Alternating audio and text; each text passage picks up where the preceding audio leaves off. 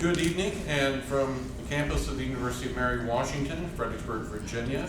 My name is Scott Harris. I'm Director of University Museums, and it's a pleasure to bring you a program tonight that is a collaboration, another collaboration we always enjoy between the James Monroe Museum and the James Farmer Multicultural Center. We really appreciate the opportunity to do programming with our university partners, and this is one of the great ones that we do. The Assistant Director of the James Farmer Multicultural Center, Chris Williams, has been unavoidably detained. We hope we will see him here before too long, but he asked that I step in for doing the introductions of this really powerhouse panel that we have tonight. We do want to thank all the folks who support the James Farmer Multicultural Center and also the Friends of the James Monroe Museum who help make the public programming of the museum possible. We encourage you to go to social media to look up what the Multicultural Center is doing, what the James Monroe Museum is doing. Further, our website for the museum is jamesmonroemuseum.umw.edu. Gotta say it more often. So without further ado, I'll introduce tonight's panel and then turn it over to them for our program on diplomacy and displacement, the Monroe Doctrine and Indigenous cultures.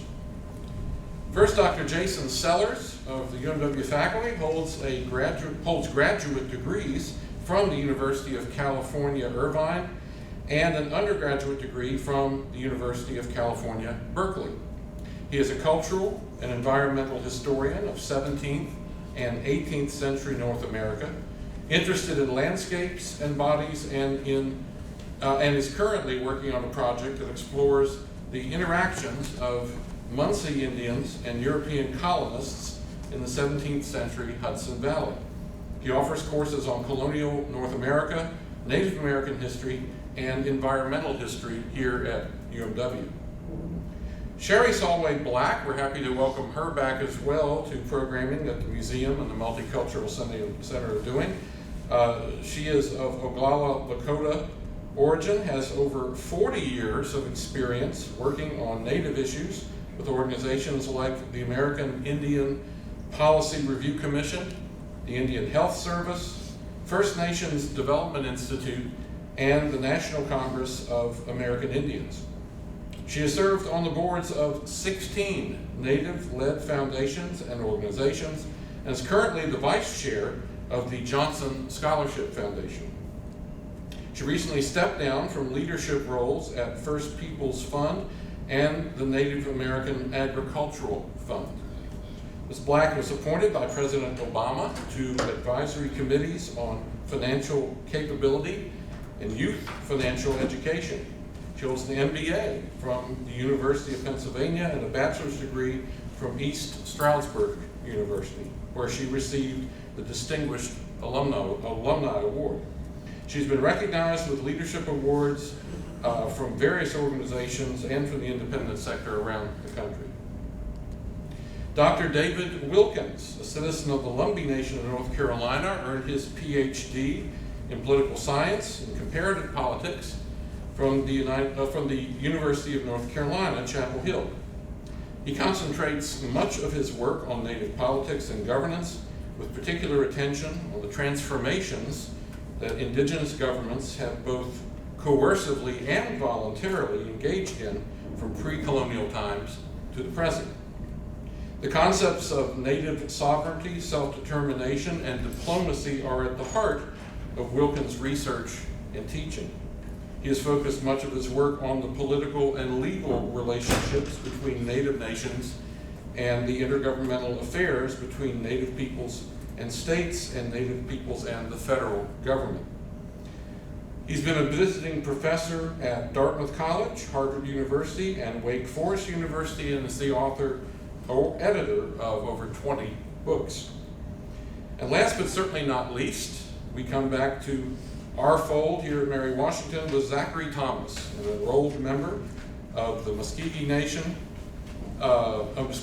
Creek Nation of Oklahoma, and a direct descendant of Chief Benjamin Perryman of the, and I'm going to do it wrong again, I'm sorry, Chichicomico Nation. He is a proud member of the Turtle Clan And currently he serves as president of the Native American Student Association at the University of Mary Washington, where he actively represents and advocates for Indigenous students and their cultural heritage. I'm tired just reading all this and anticipating what we're going to hear from these folks, so I'm going to turn it over to Zach as the moderator. Thank you. Well, good evening to you all, and thank you for coming out and blessing us with your presence. It's not every day that we get to speak about the culture, one of the best cultures in the world and the founding culture of this nation. And the topic of this particular panel is going to be focused around James Monroe and the Civilization Fund Act and what sprang from that and the beginnings of nationwide assimilation and its long-lasting effect on tribal sovereignty and rights. So I will ask my first question to Dr. Sellers. How would you describe the challenge to tribal sovereignty and marginalized communities under James Monroe's policies of the Monroe Doctrine and the creation of the BIA? So is this working? Okay, so as a historian, I always tend to think about the broader context here. And so when I'm thinking about the Monroe Doctrine, I partly want to think about the hemispheric context and the domestic. And hemispherically, right, the US is looking abroad and considering the reconquest of Spanish America by European powers, wants to warn them off and say, no, you cannot colonize the Western Hemisphere. Thinking as well about British interference, or at least perceived interference, with native nations to the west during the Northwest Indian Wars, during the War of 1812, involvement with the Seminole in Florida as well. And I think those factor into Monroe's thinking here about warning European colonizing powers out of the Western Hemisphere. He sees those as internal dangers within the United States. So I think part of what he's trying to accomplish here is warding out a sort of counterbalance to the United States and its expansion. He wants there to be a single sovereign on the North American continent, thinking about the US and its possibility of expanding. And that really undercuts this system that Native Americans have developed for centuries, probably longer, of playing people off, right? If you go to the colonial Northeast, and Zach's been in my classes, we talk a lot about the Iroquois balancing the Dutch, the English, and the French. If you only have the United States left, it's hard to do something like that. And so I think there's a lot of domestic implications for something like the Monroe Doctrine. You asked as well about the BIA? Yes, sir. So the BIA, instituted by John Calhoun as part of Monroe's administration in 1824. It's not to say that there hadn't been Indian agents and superintendents before that managing Native affairs, but this is a way of trying to sort of consolidate that in a single office. And I've been trying to think about how this makes sense alongside some of these other larger policies. And I think in some ways this kind of centralizes control of Indian affairs in that single office within the War Department. And so I was talking about undercutting Native sovereignty rather than putting that under the umbrella of the Secretary of State or the State Department. This is within that sort of domestic sphere of the War Department in that case. And so again, it's assuming that they don't have the same sort of standing as some of these other European nations. Thank you, Dr. Sellers. I would like to move on to the next question, and you kind of led on to that. And I would like to refer to you again for one more question, and this is, how were those studies of late 19th century, like eugenics, this comes from the Enlightenment period, eugenics and anthropology, which is a budding institution in the science field, used to classify indigenous peoples and limit their tribal sovereignty? It's sort of funny to talk about eugenics and some of this 19th century anthropology coming out of the Enlightenment period, given how sort of backwards it is and irrational once you start to examine it really closely.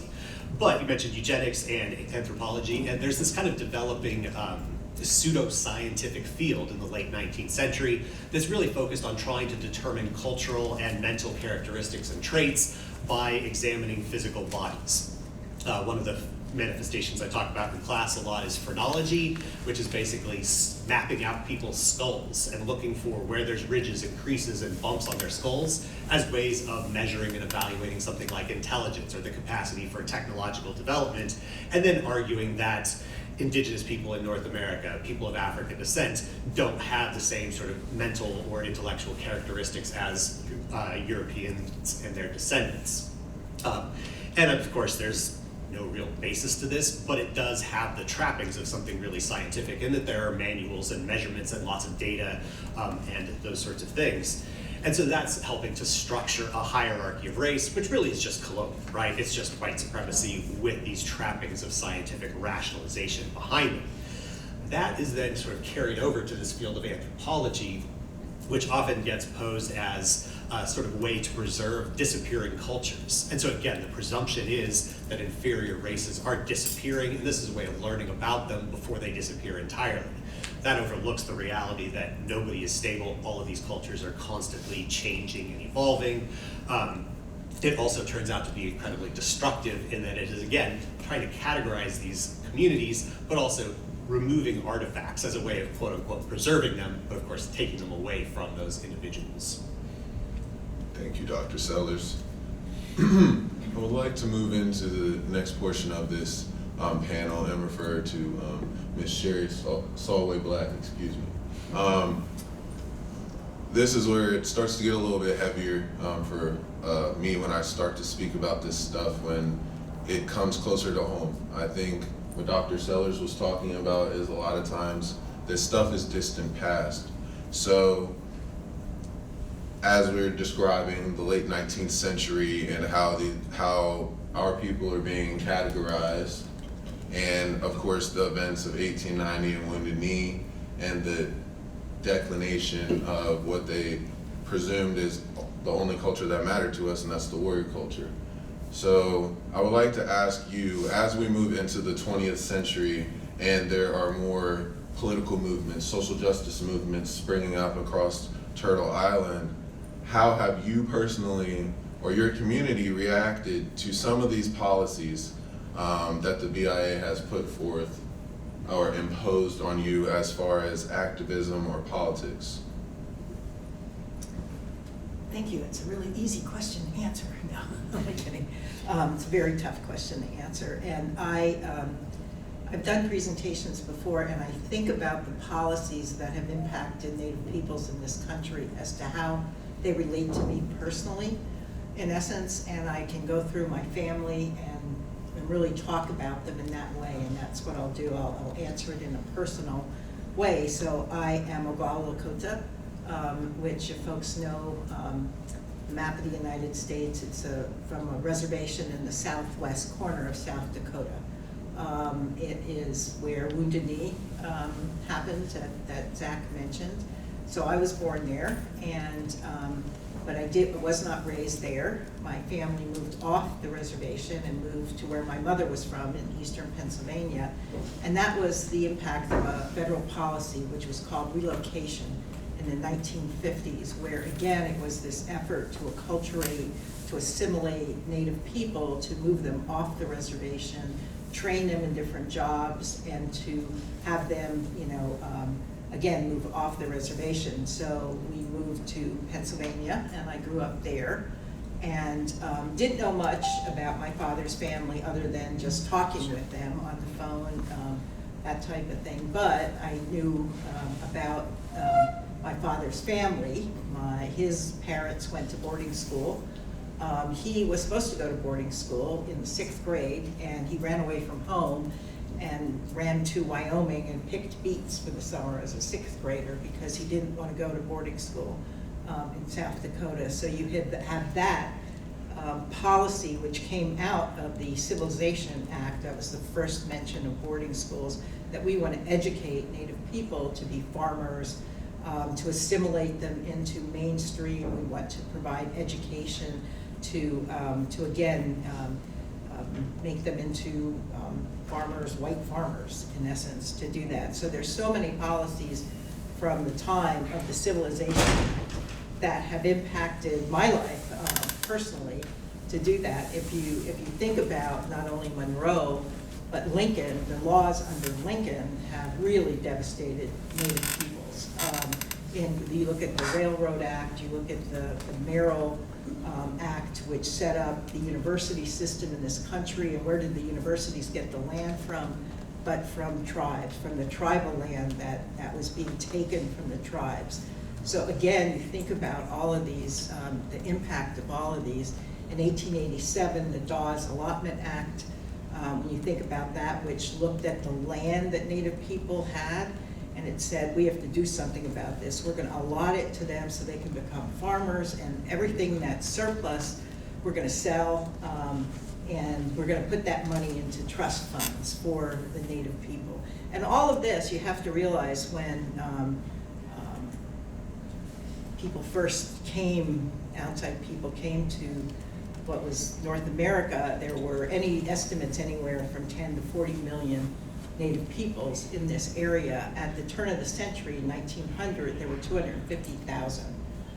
So you know that they were decimated and they were going down, and they saw this with the Allotment Act, and they said, you know, they'll disappear shortly, so when we can do this, you know, we're going to Christianize them and do that. That really affected my family.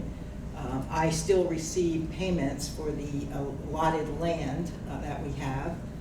And there was the largest ever class action lawsuit in this country was for the status of the land and the trust funds where the money came into for that. So you as a taxpayer are paying, in essence, to manage these infinitesimal pieces of land because there was no primogenitor, so Native people couldn't inherit the same way others did. So a piece of land, maybe it was 180 acres, went down through and it was fractionalized, meaning you only inherited an interest in it, not a piece of land.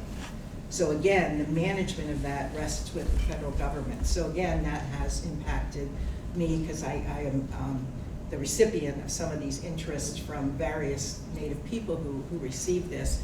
So it's that, you know, the relocation, and, you know, then in terms of looking at the Indian Reorganization Act of 1934 and what that did to the governments of Native people too, in essence. So I've spent my career, so asking me how this has personally affected me, it's everything in my life. It has been affected by these policies, in essence. And even who I married, you know, my husband is Seneca, you know, from the Haudenosaunee or Iroquois Confederacy, and we met through my working with the Indian Health Service, and we both worked there, in essence. So you look at, you know, all these different systems that are in Indian country have had a personal impact on me, and I've devoted my career to basically helping economically, to basically say Native people can do for themselves. They don't have to have the Bureau of Indian Affairs come in and tell them what they should do to have an economy. So in essence, that's been the focus of my life, to go out to say we can do whatever we want to do and to help people do that. That was where I focused my career in doing that. And there have been so many dramatic changes over the years in terms of now the economic development in Native communities, and Native students who are you know, excelling, still not the level it should be, but again, these policies have such an impact to today on so many people in the United States, not just Native people, but as I mentioned, to you know, to everyone that maybe not even knowing the impact of that. So I'll maybe leave it at that. Thank you, Ms. Sherry. I appreciate your personal insight on that. And I do believe that you kind of melted into my next question of how does this legacy of this patriarchal relationship between the government and Native peoples, it's always the Great Father, it's never equal terms as far as these treaties are put to us, and even to this day, we're not seen on equal footing. So how have you seen that be so detrimental, and how are we trying to preserve and uphold our sovereignty through all of these beatdowns? Like, what is the optimism that you see in your life's work? Well, again, I think, you know, if you look at eras in Native policy, we're in what we call the self-determination, nation-building era, where tribes are basically saying, no, we're going to do it, you know, and they have really moved forward in doing that and to exercising their sovereignty. You know, tribes are governments, just as states are governments, and they have the same, you know, responsibilities. You know, you see the term that we are citizens of a tribal nation.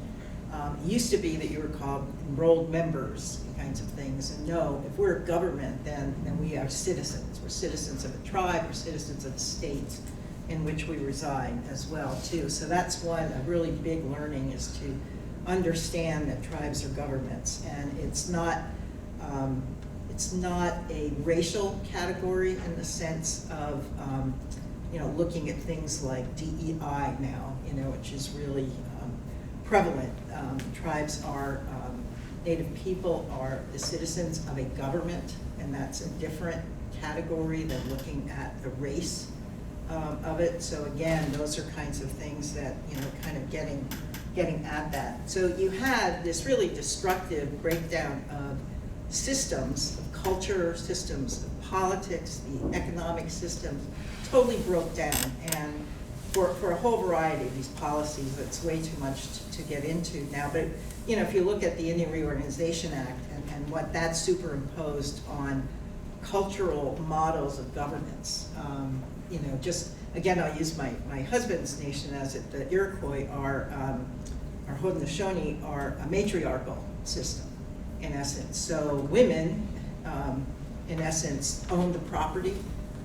Women selected the male leaders of the tribe. It was the clan mothers system that did this. And so, like if you look at the Indian Reorganization Act comes in and says, no, you know, it's going to be this type of government and this type of thing. So it destroyed systems that had been in place for millennia, in essence. And so tribes still struggle to recover those types of systems and the culture and the language. There's so much work being done on language recovery in Indian country too. So again, it's just really trying to recover those. And I think you see different impacts of assimilation, and you could look at it in terms of what about the tribes on the East Coast and how are they impacted?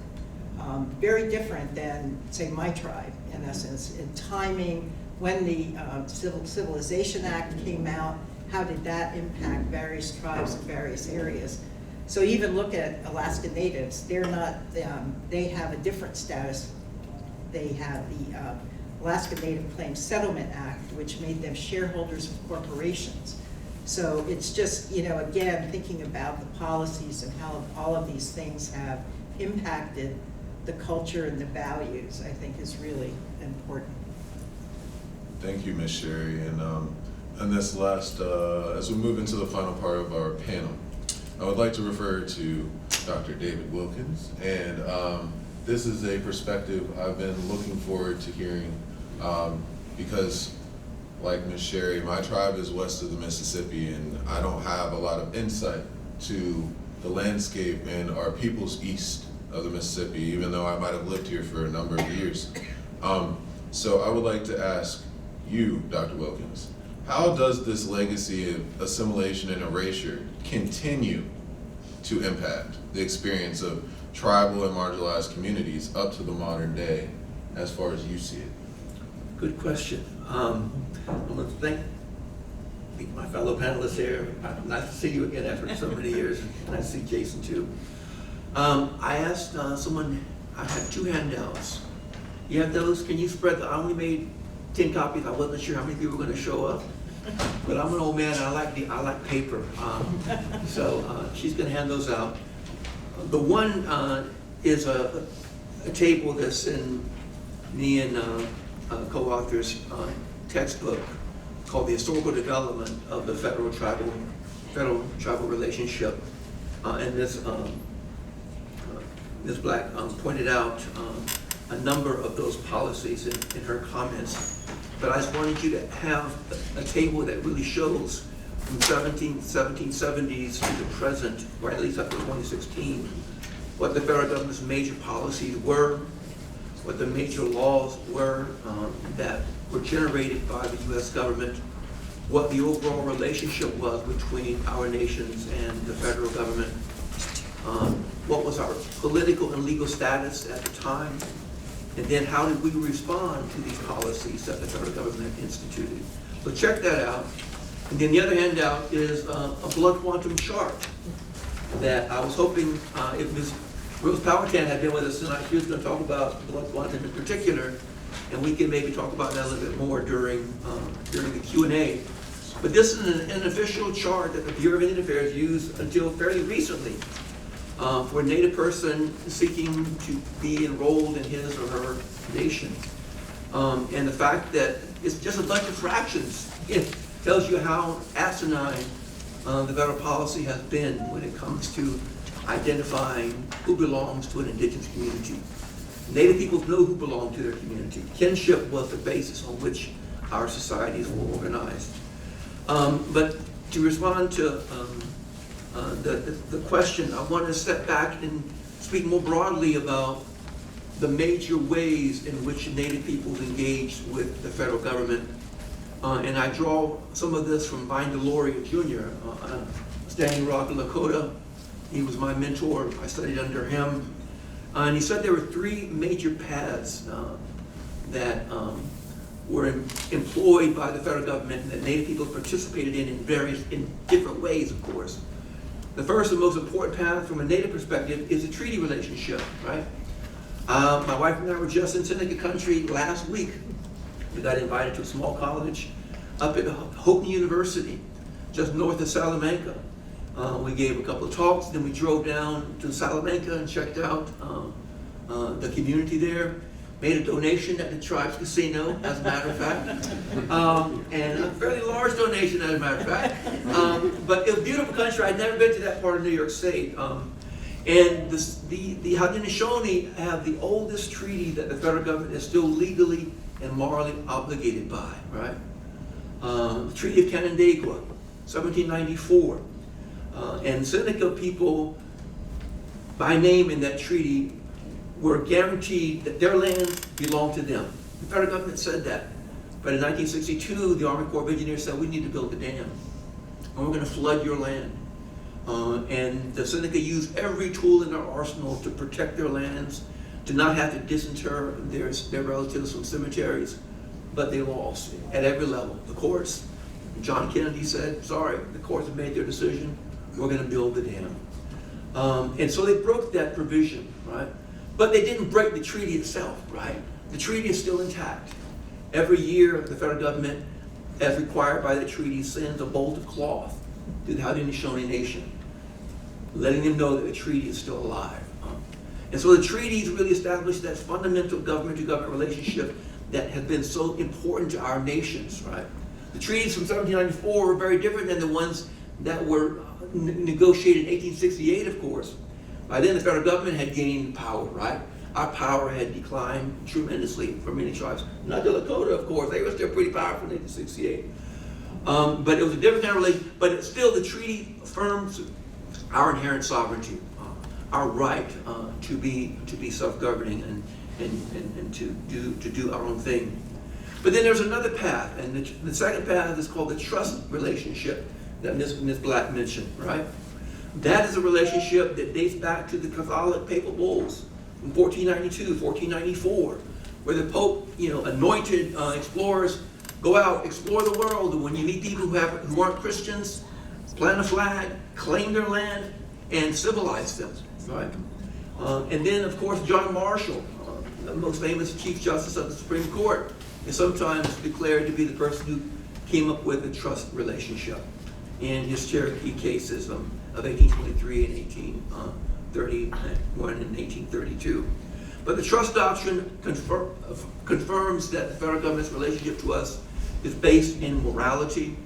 It's also rooted in the treaties as well, but the federal government defines it in a way that suits their particular interests, right? Whenever it's expedient for them to uphold it, they will uphold it. when it's not, and they decide to ignore it. And that's been a problem. But for Native peoples, they always rely upon the trust doctrine, and they're using that now in dealing with the Trump administration, right? Because Trump is threatening our lands again. And unless we find ways to fight back very, very powerfully, we could lose additional lands, additional resources. And that's a problem. So the trust is the second path, very different than treaties, although it's related to the treaties. The third path, of course, is the plenary power doctrine that the federal government, through the courts, initiated in 1886 in a major Supreme Court case, in which the court essentially told the Congress, you have virtually absolute power to do whatever is necessary to save the Indians from themselves, right? So that was that ultimate attempt to begin the absorption, the forced assimilation of our nations into the body politic, right? And so you have these three very different paths, right? And the federal government can pick and choose which path it wants to engage in, depending on how it wants to treat indigenous peoples. Right now we have an administration in Washington, D.C. that doesn't care about treaties, that doesn't care about the trust relationship. The cuts, the furloughs that have devastated the Bureau of Indian Affairs, they've lost like, what, 50, 60% of their people. Tribal colleges have been hurt tremendously by the cuts. It's been very, very, very difficult. Conversely, the Biden administration was very supportive in general. He allowed a couple of pipelines to go through that we didn't want, but in general, he appointed Deb Haaland to be the Secretary of Interior, the first Native woman. So he had these three paths that have proven very, very useful. And so the federal government has both waxed and waned. For much of its history, it was about forced assimilation of Native peoples. At the same time, they sometimes uphold the very treaties that they sometimes also will break, right? And so the federal government, as Clarence Thomas himself, no friend of Indians, has said, federal policy has always been schizophrenic when it comes to dealing with Indians, right? And you look at the policies that have emerged on that table that I handed out to you, and you can see the up and down, the in and out, the pendulum-like swing of these policies. So Native peoples never know exactly who we're dealing with, from president to president, from court to court, from Congress to Congress. It's always been based on expediency and what's useful to the federal government, although sometimes they do the right thing. And so it's been this constant tension, right? I mean, throughout history, when you look at the coercive assimilation campaign, the federal government tried to force us to join the body politic. And with other racial and ethnic groups, they tried to keep them out, right? And so it was a measured inclusion for our peoples and a measured exclusion for everybody else, right? I always talk to my students about one major Supreme Court case in 1896, Taunton versus Mays. The Supreme Court handed down a case in which it said that one Cherokee had killed another Cherokee in Indian territory, and the Supreme Court said the U.S. Constitution doesn't apply to that crime. The Cherokees are civilized Native people, and they have the right to prosecute and try their own people, right? On that same day that the court upheld Native sovereignty, that same court handed down Plessy versus Ferguson, right? The exact same day, right? In which African Americans were told what? Stay back. You're second-class citizens, right? And they didn't regain any power until the 1965 Civil Rights Act, right? And so you see lots of interesting parallels with other racial and ethnic groups, communities of color, compared to Native peoples. As Black mentioned, the one about right now, DEI is under attack, right? Trump has basically canned all those programs. And yet for Native peoples, we can draw upon our sovereignty and the treaties and the trust relationship, and we've been able to claw back some of what other communities of color have lost, right? So it's a fascinating relationship that has waxed and waned enormously across time. Thank you, Dr. Wilkins. That was impressive. Good. Thank you very much. So my last question for you, as you've explained the three ways that we can challenge, what is the impact today? How are we challenging stuff today, as far as, is it maybe college students that you are teaching, people who are my peers that are wanting to change the same way you wanted to change? Could you lend a little bit to that right there, sir. Yeah, that's a very, very good question.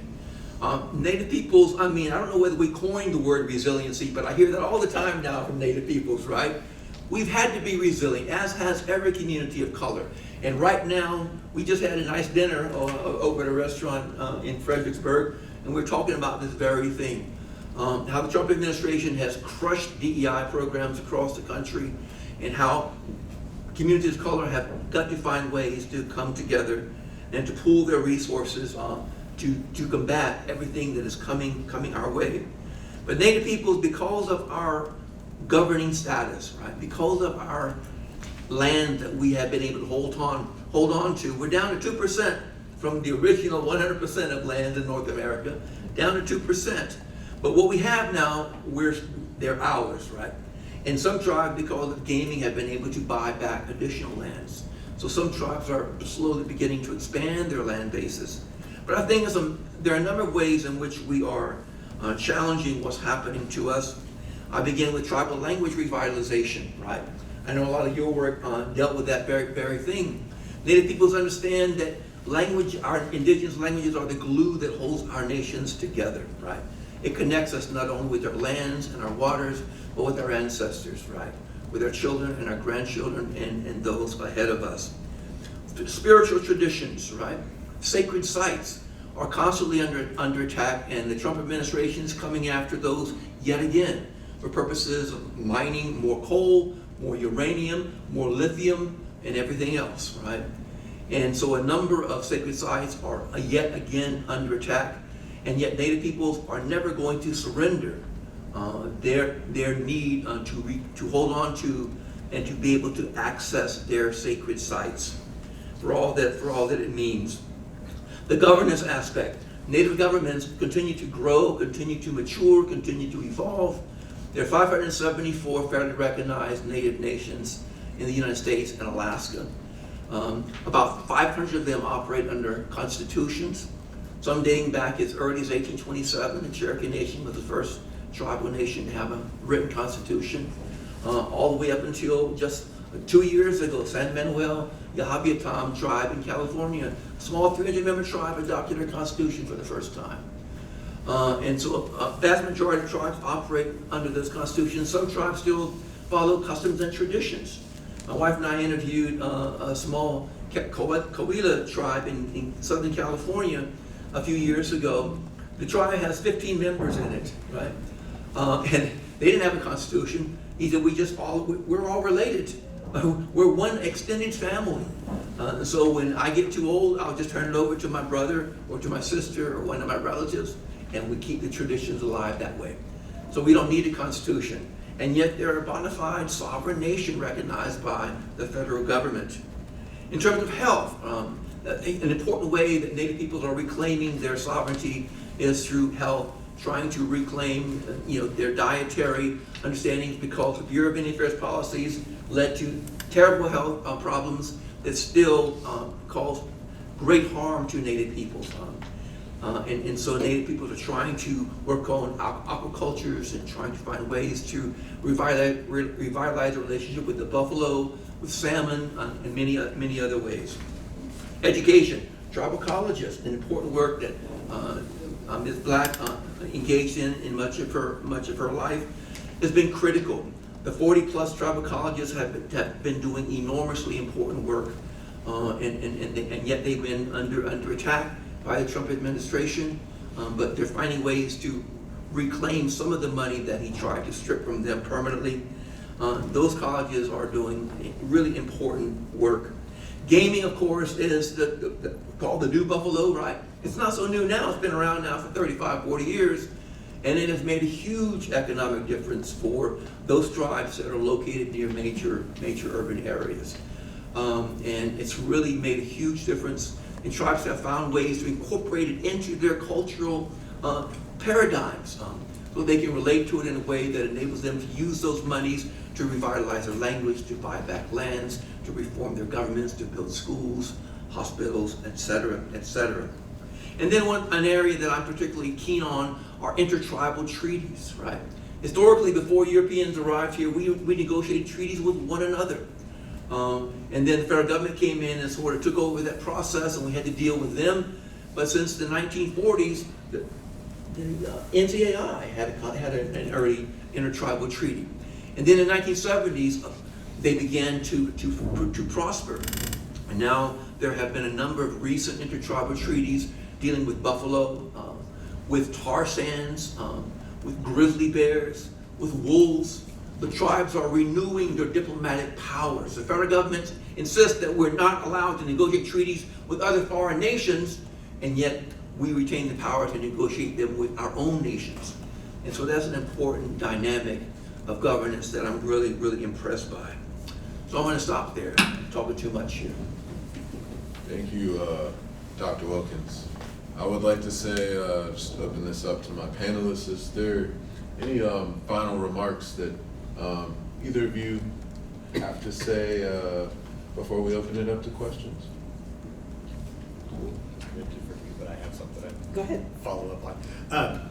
And so this is a series of like arrows across my page as I was listening to our other two panelists. But I have heard the Monroe Doctrine, to bring it back to that conversation a little bit, referred to and described as imperial anti-colonialism, and really emphasizing this is what European powers can't do, but not defining what the United States can do. And I think that fits really well with your description of the inconsistencies in Native relations and policies, and what is convenient for the U.S. at this moment is what it will do, and then it will change its mind and redirect. And how much of a challenge that is for Indigenous people, I think, is really significant here. A big part of that sort of constant change is, of course, those assimilationist pressures, adopting things like boarding schools, termination, relocation to urban areas as well, and those sort of assimilation pressures that have been consistent across a couple of centuries. I also think, though, that makes a really sudden turn, and I was talking about anthropology and some of those kinds of evaluations in the late 19th century, a really sudden turn to start talking about authenticity and whether these are real Indians, right? Real Native people, once they've moved off of reservations, out of tribal communities under those sort of assimilationist pressures. And you talked about that with your family, for instance, a little bit. And at that point, you see the U.S. really claiming the ability to define Indianness on its own terms, which are those pseudoscientific sorts of approaches, the blood quantum chart that David brought and referenced for you there. And so, I mean, I think one of the things that's striking me in terms of resistance, to touch on that last question that we talked about there, is just the sort of assertion of indigeneity, the revitalization of those cultures, as you've been talking about, and the reconnection between people who have been sort of assimilated and distanced from some of those cultures and some of those communities and kin groups, and reaching out and making those connections and rebuilding those communities in really exciting ways. Yes, please. It made me think about, sharing the story of my father and my family moving to Pennsylvania. When I decided that when I graduated from college, I wanted to go back to the reservation, it was 1974, which was the big uprising on Pine Ridge with the takeover at Wounded Knee. And so it was really an eye-opener for me, I think, in the sense. But then that's when I decided I was going to go to Washington, I was going to work with Native people, and my father was so upset about that. He said, we moved off the reservation so that you all could have a better life and get a better education. And he was very upset that I wanted to go back to the reservation. He did not speak the language because, the boarding school, his parents, at the boarding school, they didn't speak. They actually spoke the language when they wanted to hide things, in essence, from the kids, but they didn't want the kids to learn the language, kind of thing, too. So he was very, very reticent about me going to work for Native people. But I was able to really change that with him and then talk about what I was doing. I spent a lot of time in my first couple of years working with First Nations Development Institute back on Pine Ridge, helping to set up a loan fund there. And so, I got to share with him all of the things that were happening and getting him to talk about his childhood, and some of the trauma that he had inflicted because of, boarding school and some of the other policies and things too. So I share this funny story too with when I moved to Washington. He said, don't go to Indian bars and don't date any Indian men, kind of thing. So it was this, that was his, you could tell these were the kinds of things he didn't, want me to do. But again, I did marry my husband and everything. So anyway, but it was just, having him feel comfortable in his Indianness, I think was really beneficial to see that happen, and so it was a neat experience. Wow, yeah. I was just listening to you, and it's a lot of the same things with how my mom describes her grandfather and my grandmother. It's the same question of how much Indianness is too much Indianness, if I'm being plain. My grandma didn't even go to a boarding school. Several of my aunts and uncles did, but she was still a part of that segregation system, because if we're talking Indian country, it's whites, it's blacks, and then it's Indians. So she doesn't even speak the language. So like that hits home to me, and as Dr. Wilkins mentioned, this is the glue to our nations, and it's under threat. And to hear parallels between generations of the same type of experience, I think this is, I hope evidence to everybody in the crowd how important it is right now for us to stand together in solidarity and in unity with other communities. I mean, if we don't, my last mention, I know I'm ranting a little bit, is we didn't touch on blood quantum, but to give you guys the end all be all is, it is going to make our tribes extinct eventually, and that was the goal. And I just want that to sink in. And that's and it hits hard for my generation, because when I see that chart, this is how I was looked at. I was a chart, I was a fraction. So this is a real life thing that's transcended generations, and it's still happening, but it's getting to the point where how many more of the Perryman line, how many more of the Black line, how many more of the Wilkins line can continue to be Muskogee, Lumbee, or Lakota? So I thank you guys for coming out, and I want to open the floor to questions. If anybody has something. Well, I've got one, but I don't know anyone else for me. Which tribes are requiring so much percent of the native blood to belong to the tribes? About most every tribe has a blood quantum criteria. 1/4 blood is the most common fraction that many tribes still use. A handful of tribes use 1/2. A number of tribes use 1/8. But increasingly, tribes are realizing, out of concern that eventually the blood might become so diluted that the Bureau of Indian Affairs might say, well, there aren't any more Indians, so we can stop funding anybody now. And so tribes are finding creative ways around that, and what many of them are doing now is moving from blood quantum fractions to lineal descendancy. So if you can trace descent back to somebody who was on a base roll, whether it's an allotment roll or a census roll or some other roll, you can be enrolled in that nation. I thought that was the only way to do it. No. There are many ways that tribes define membership. Blood quantum is the dominant one, but increasingly, like I say, lineal descendancy is becoming more and more common, because we outmarry at a higher rate than any other ethnic group, right? And so that's a real concern.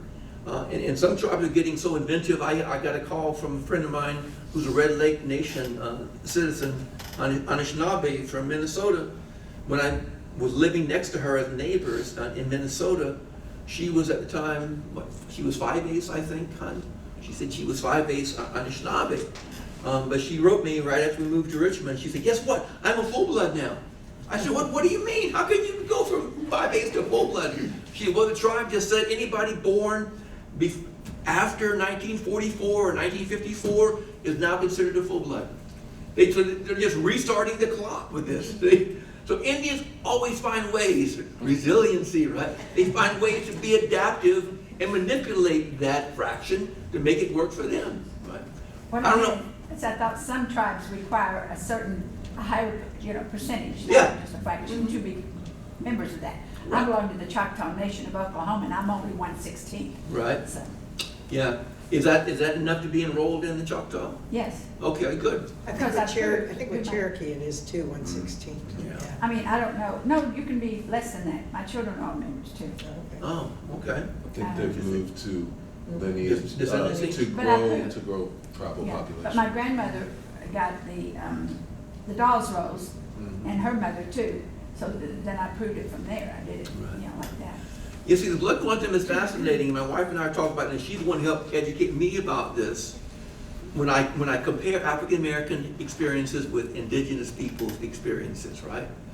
And Vine Delory put this best, or very, very succinctly in his book, "Custard Died for Your Sins." He said, African Americans were treated like domestic animals. Native people were treated like wild animals, right? And with domestic animals, you want more of them. Why? To work our fields, right? Right. Slavery, to keep that economy going. With natives, you wanted less of them because you have to pay out treaty annuities and do all this other stuff for them, right?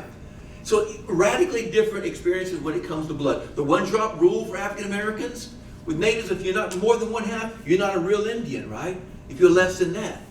So radically different experiences in some fundamental ways when it comes to blood and how that's manipulated by federal policymakers and lawmakers.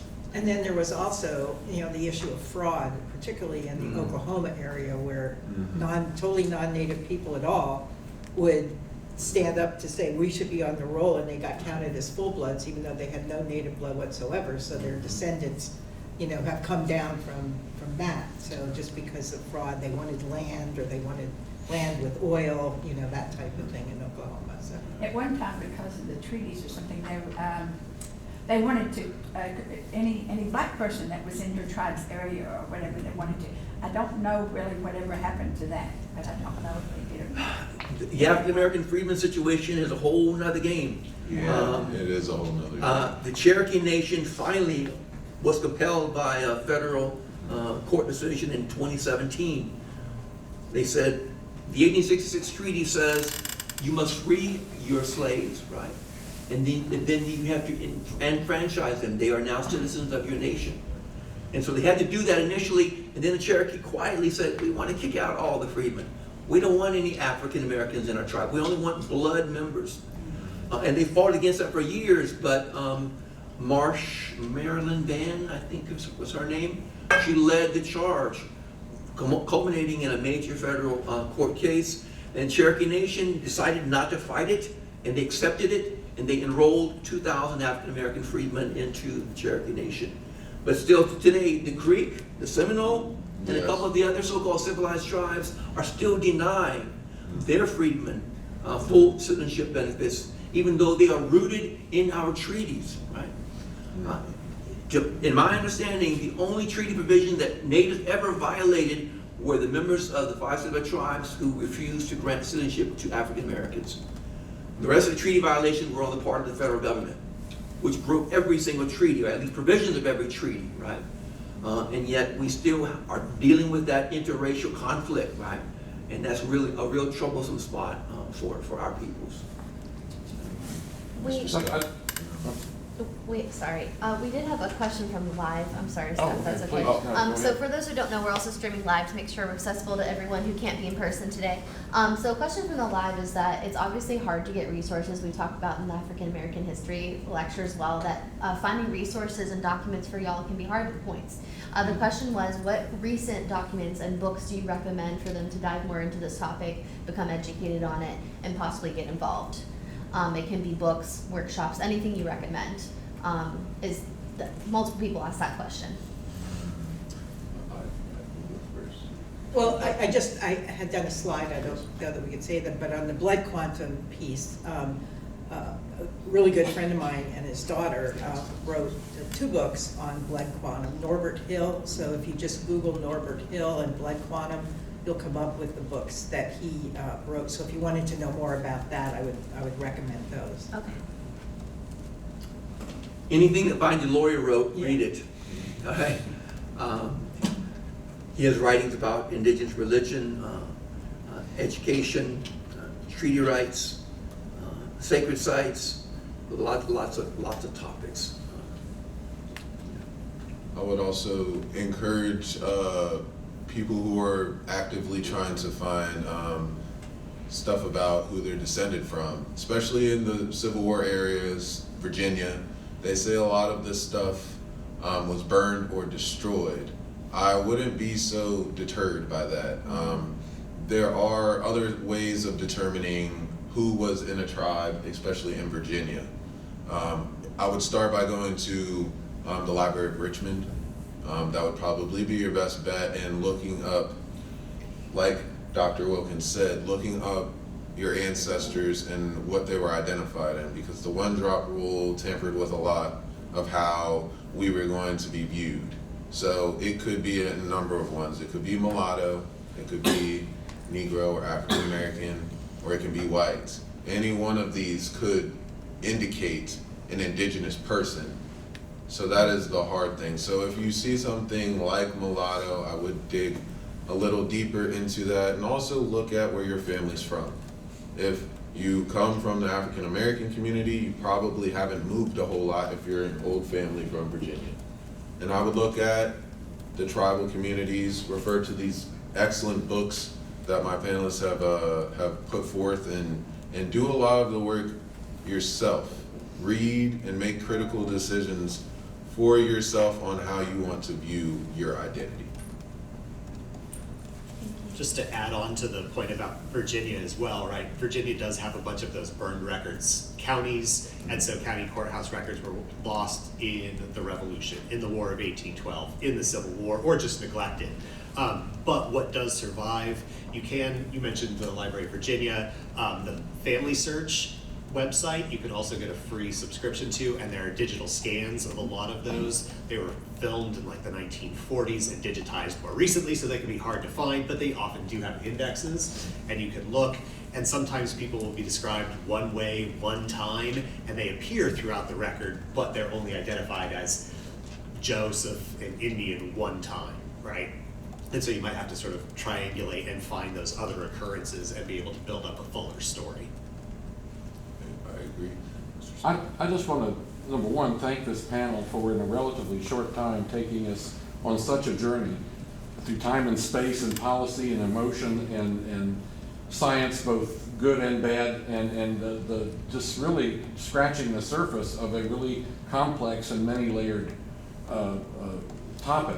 But what we've tried to do at the James Monroe Museum is not just look at his legacy sort of statically in an amber. I mean, we talk about the history, but we also want to show the relevance and see where Monroe's legacy, for want of a better term, might be found. We've spent 8 years talking about the bicentennial of his presidency, and we culminate that here.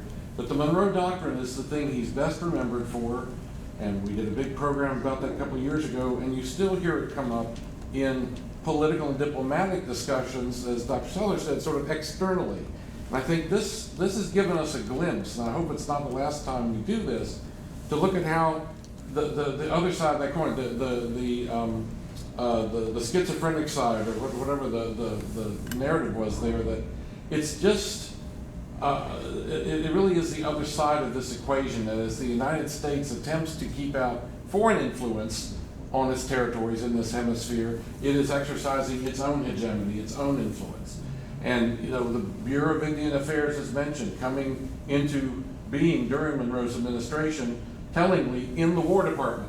Now they had the administrative structure, but I think it also foreshadowed just how this relationship was going to go.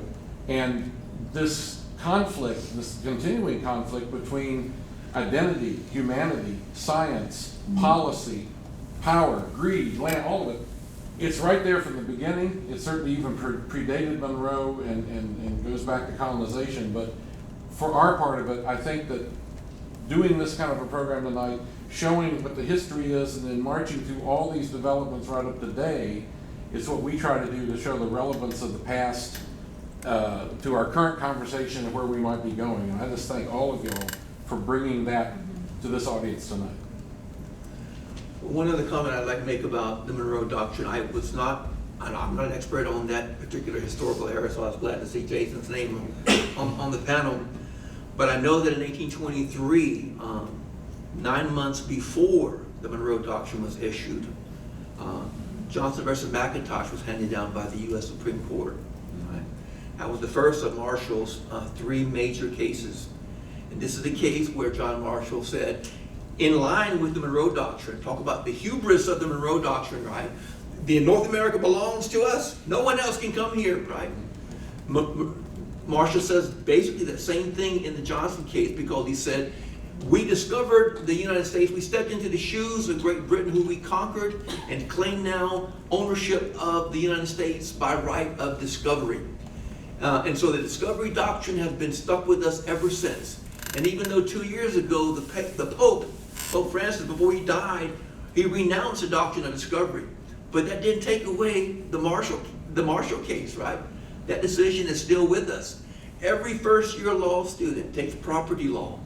And the first case they read is Johnson versus McIntosh, which reinforces the idea that based on the Europeans arriving on our lands, planting a flag, they claim to have superior title to indigenous territory, right? And direct violation of our very presence, right? And so the tag team of Marshall writing that opinion and Monroe making his statement about claiming the hemisphere for North America, that's a devastating tag team right there, right? And both these doctrines, both these legal entities are still alive with us, and we've got to keep fighting to get them dealt with. And the exhibit that opens at the James Monroe Museum next week that Zach was a part of, and our staff talks about that case, talks about the implication of the Monroe Doctrine. Most of the things that have been mentioned tonight, we have an exhibit and a presentation, a lot of AV in that will try to wrap that together. So shameless plug, once you come to the James Monroe Museum next week and experience this. Very good. Thanks, Mr. Williams. Please. So I want to kind of get back to the relationship between African Americans and Native Americans. In the documentary we watched last night, Rumble, I think that was one of the takeaways that I got from that documentary was how close knit our communities were, not only just in the music scene, but just writ large. And how, I think about, the first 20-odd enslaved people arriving in 1619, right? Indigenous people were already here, confederacies were formed, all that. But the protections that Native Americans afforded Black people, during enslavement and really afterwards too. I want to kind of talk a little bit about that because I think that's really important when we talk about the continuation of helping each other out, being a support system, as Zach was talking about earlier. Yeah, very good. Excellent. Yeah. As far as you had a great point about the 5 civilized tribes. I'm only a member of one of them, so I'm not going to defend all of them. But I will say that that connection is absolutely right. You look at the Seminole Nation. The Seminole Nation came to be as they were fleeing and culminating and regrouping in Florida. Okay, this was not an old nation as what we would have called ourselves before, okay? But it is a nation formed under pressures of assimilation, warfare, disease, and destruction. But you see them harboring runaway African slaves. The Muskogee word, Seminole, means runaway. So you see this broader connection, and then you start hearing about the Black Seminoles. You also see the connection with the freedmen and the tribes, and why so many African Americans claim Native American descent in the Southeast.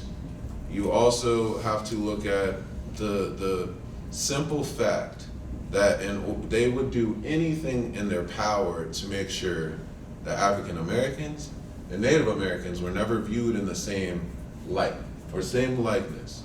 Now, the reason that I say that is because you can look at a lot of historical records, freed colored people. They're me. They're mixed indigenous people. They are Dr. Wilkins. I mean, especially if you see him in his young picture, that it's absolutely perfect.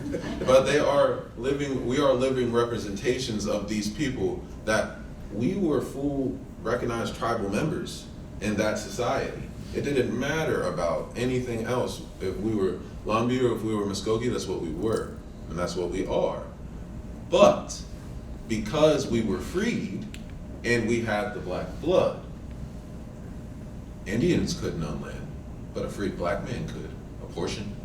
So what does that do? That eats away at our tribal sovereignty, because now you can say, oh, well, these enrolled members, because they're black, we're going to take them into the freed society, we're going to shuffle them off, they don't need to go to boarding schools, they're kind of assimilated already. But then they come back with, oh, well, we realize these people are a lot closer in some regions than others. So let's integrate this racial tension amongst the tribes, which was there from the beginning because we are human beings. We view things differently.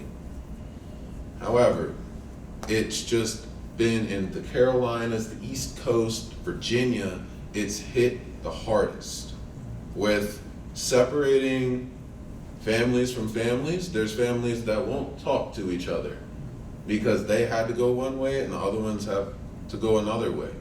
There's families that, like the people in the audience, they don't know where they're descended from because it was supposed to always be under the rug. Because of the real history that tribal leaders try to guard and preserve with their lives because it's been taken so much, it's hard for communities to reconcile when everything you've ever been told is, if you're black, you can't be an Indian, and if you're Indian, you can't be black, but you sure as heck can't be both.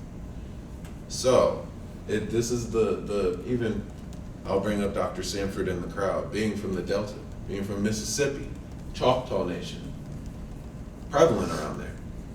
There's a lot of people that are of that descent that can't get into tribes.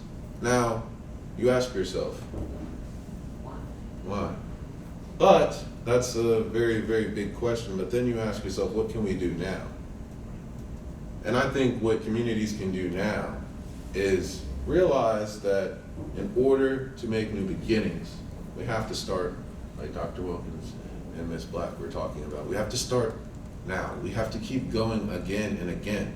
Because yes, our traditions and our past is important to us. It's what we hold in here. But I don't live in the past. I live in the present, and I see people for who they are now. So I will leave that the last part of my rant with this is, I've always believed in, it's not the way that you look, it's the way that you live. Now that obviously has some restraints, because I've seen people push that motto, but I truly believe that you know your identity in here, and you don't have to be validated by a government or by outside force. If your family identifies with you, then that is what matters. It's that kinship tie, and that is it. That's all that when it boils down to it, that's the raw nerve. And it's the raw nerve for African American communities as well. Our families, it is our families. Without that, we have no land, we have no base. It's our families. So they ask, why is it so different, or why are you guys so the same? It's because similar pressures, different reactions, but at the core of both people's similar principles.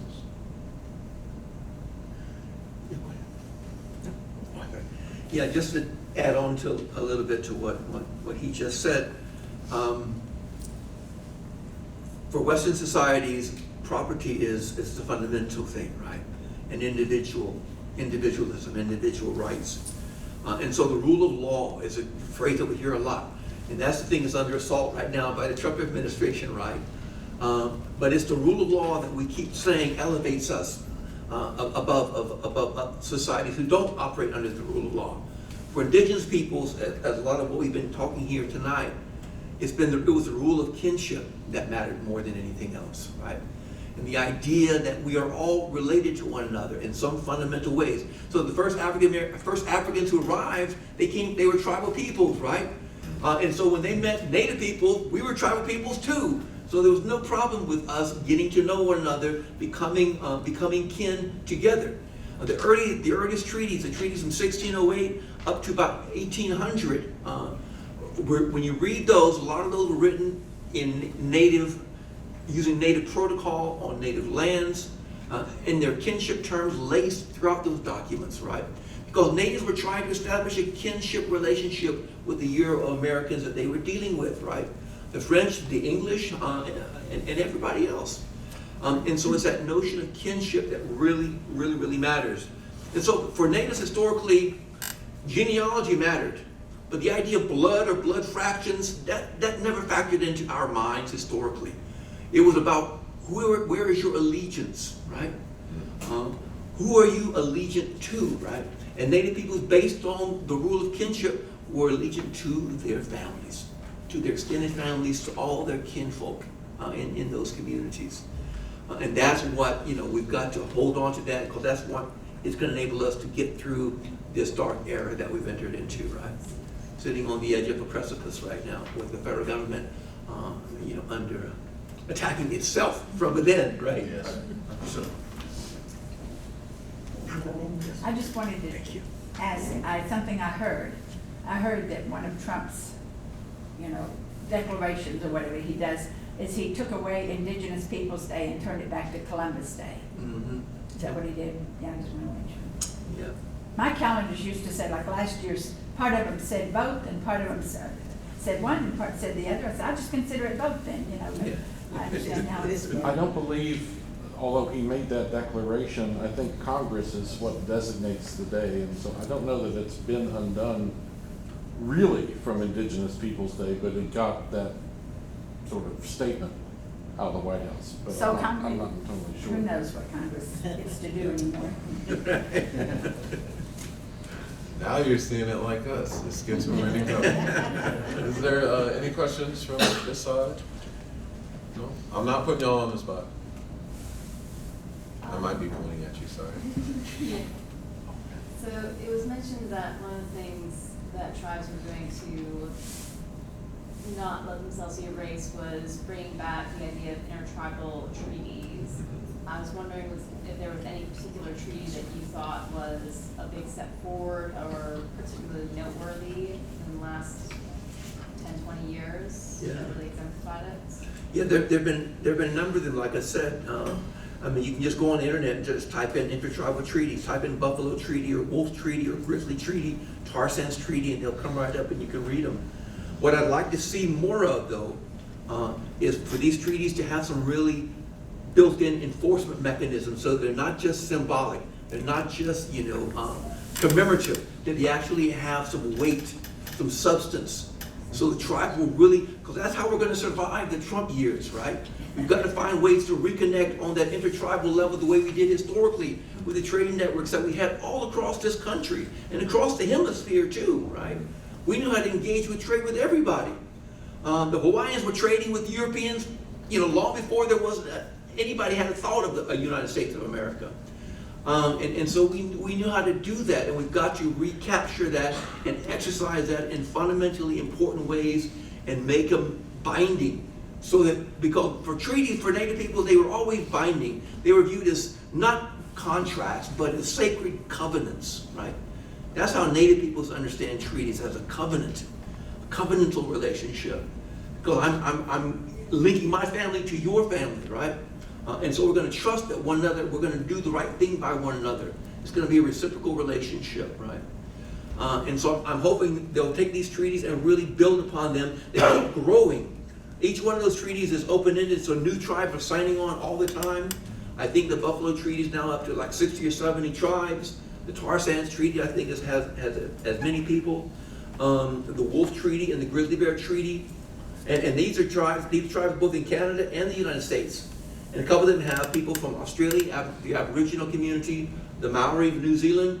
So some tribes have an international flavor as well.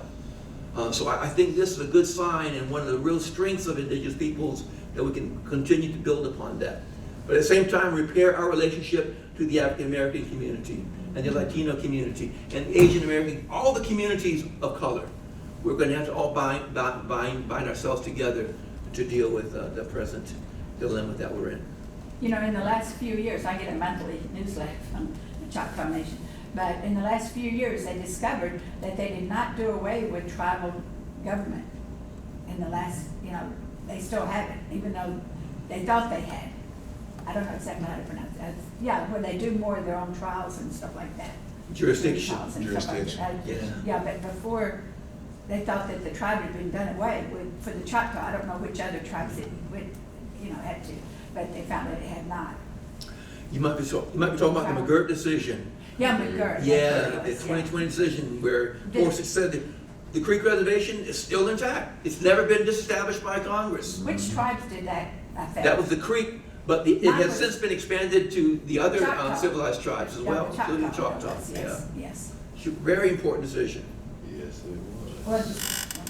Well, a couple more things. One more is I was reading a book about the Choctaws who chose to stay in Mississippi, that a lot of them, they did not give them land. I don't know if they enrolled them in tribes or what, but a lot of them had to become sharecrop farmers because, they couldn't afford to buy the land and stuff like that. Whereas, if anybody has any ancestors that came to Oklahoma in 1845, I have that travel log. That's where my ancestors came. Down the Mississippi and up to Arkansas. Thank you, Started in ma'am. 1845. I appreciate all of your comments, ma'am. Thank you. Any other questions before we wrap up this wonderful presentation? And Mr. Williams, would you like to, or tell them about the rest of the week? I'd like to pass it off to you if you'd like to. Yeah, thank you, Zach. No problem, sir. Can we give the panel a hand?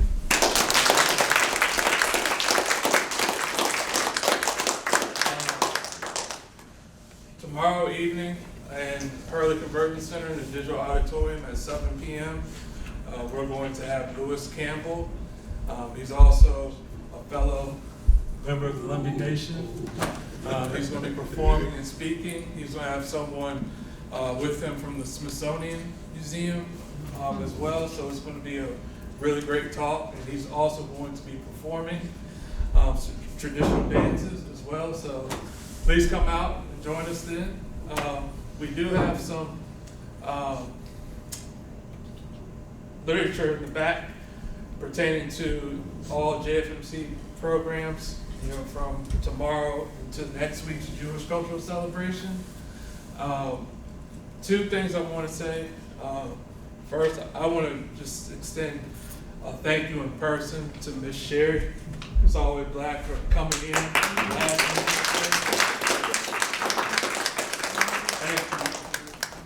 And I also want to acknowledge two people here who have become two of my favorite people. Ms. Beth Ray Webb and Link Ray III. They are the two eldest children of the first Native American rock and roll superstar, Link Ray. So give them a hand. And Miss Beth is always so kind to bring the Rock and Roll Hall of Fame award with her, and very much excited for tomorrow's event.